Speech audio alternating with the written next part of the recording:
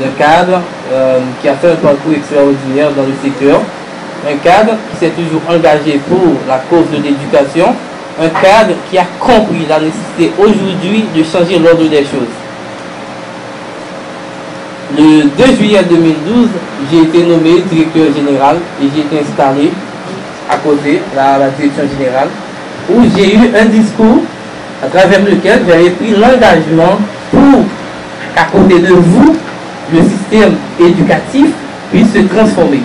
Pour qu'on ait un autre système éducatif, une autre éducation où le citoyen de demain, le citoyen dont le pays a rêvé, puisse vraiment se produire.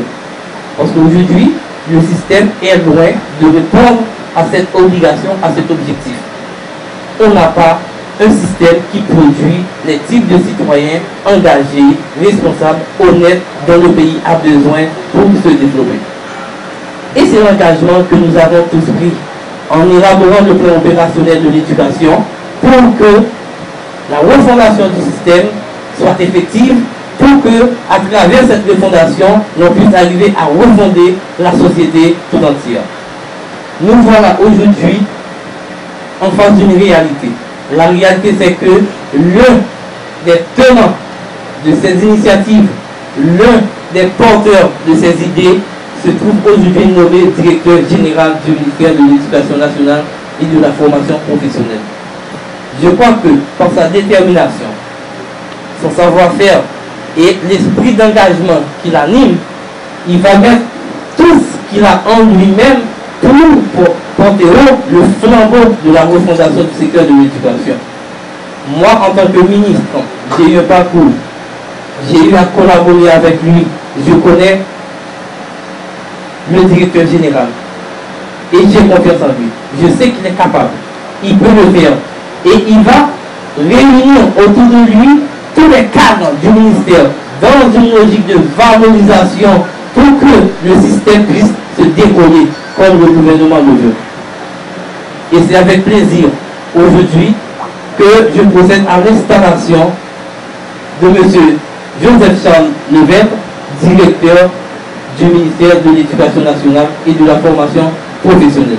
Je veillerai particulièrement à ce que chaque fonctionnaire qui reçoit un chèque de salaire fournisse en retour un travail, le travail pour lequel il a été ou bien il est rémunéré. Et ça, je fais de ça un point d'honneur. Car vous allez comprendre, on ne peut pas réussir cette entreprise-là si nous avons dans nos rangs des ressources non utilisées, mal utilisées ou bien dilapidées. Quand un employé reçoit un salaire et qu'il ne fournit pas le travail en échange, donc c'est des ressources dilapidées ou gaspillées ou détournées.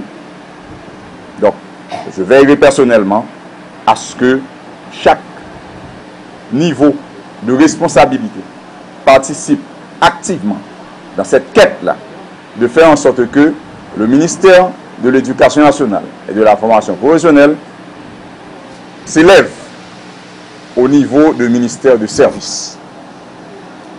Et chaque individu qui rentre au ministère sollicitant un travail ou bien un service quelconque, il doit se sentir chez lui, confortable.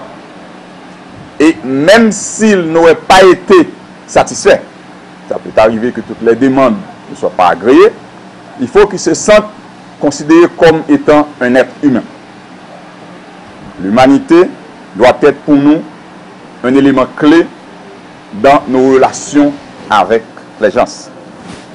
Et en ce sens-là, je compte sur l'accompagnement de chaque agent de la fonction publique et particulièrement du ministère, à chaque niveau de responsabilité, partant de la DGA, DDE, jusqu'au petit personnel le plus bas placé dans l'échelle, pour faire en sorte que, le ministre l'avait dit tout à l'heure, Quand il prononce ces mots, c'est des engagements.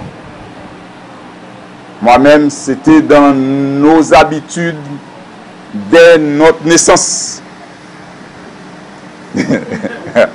Mon petit frère qui rit là, il sait de quoi on parle.